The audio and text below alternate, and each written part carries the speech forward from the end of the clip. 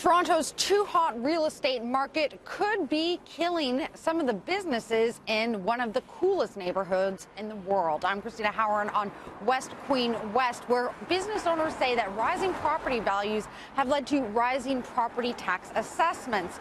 And they're sounding an alarm that we've heard in other places like the Yonge Street VIA, that they're saying small businesses and storefronts are being pushed out of the core.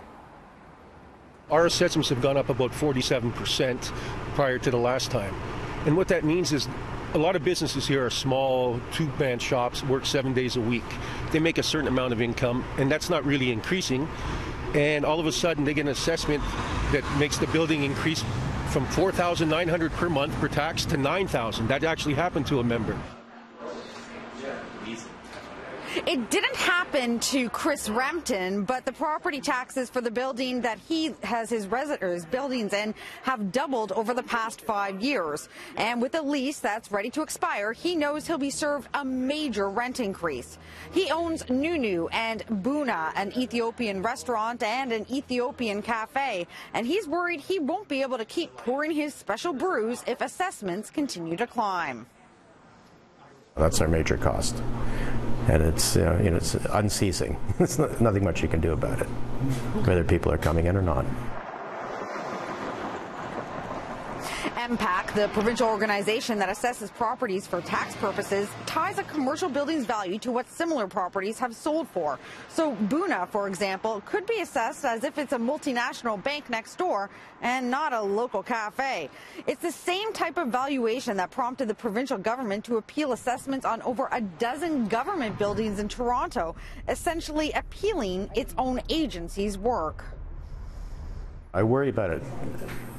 Well, first of all, there's a complete disconnect between real estate values, which clearly are related to speculation, and it has nothing to do really with the state of the economy and the revenues you can generate from a small business. I think it's having its slow toll. It's a death of 1,000 cuts.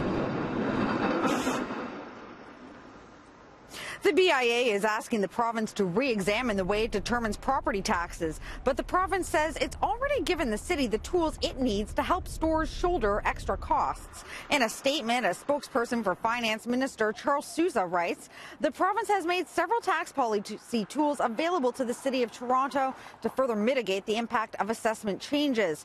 These include the option to apply graduated tax rates, the ability to pass a motion to ask for us to create additional property tax classes, and the ability to reinstate a property tax capping program.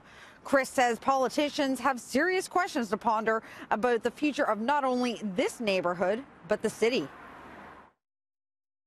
We really have to ask, what kind of city do we want? Do we want a city that just banks and dental offices and Apple stores and cell phone retailers, or do we want small, dynamic, interesting, funky businesses to work? Now, business owners, much like residential property owners, can appeal their assessments, but they must pay their taxes while the assessment goes through the system. We repeatedly asked MPAC how many Toronto businesses have appealed their assessments. They have not responded. Now, this story was brought to us by a CityNews viewer like you. If you've seen news in the making, or if there's something you'd like us to investigate, here's all the different ways you can reach us.